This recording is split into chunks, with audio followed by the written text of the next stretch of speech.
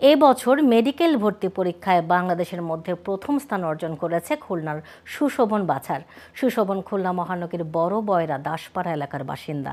তার বাবা সুভাষচন্দ্র বাছার ও মা বন্দনা সেন। সাধারণ পরিবারে বেড়ে ওঠা সুশোভনের এমন সাফল্যে গর্বিত পুরো এলাকা। সুশোভন এই বছর খুলনার সরকারি মডেল স্কুল অ্যান্ড কলেজ থেকে এইচএসসি পাশ করেছেন। এর আগে 2022 সালে টিএনটি আদর্শ মাধ্যমিক বিদ্যালয় থেকে এসএসসি পাশ করেন। সুশোভন তার শিক্ষা জীবনের প্রতিটি ধাপে কৃতিত্বের পরিচয় দিয়েছেন। পিএসসি, জিএসসি, এসএসসি এবং এইচএসসি পরীক্ষায় সব বিষয় পেয়েছেন লেটার মার্কস, অর্জন করেছেন বৃত্তি। অবশ্যই আগে সৃষ্টিকর্তার অবদান ছাড়া তো আসলে কিছু হয় না।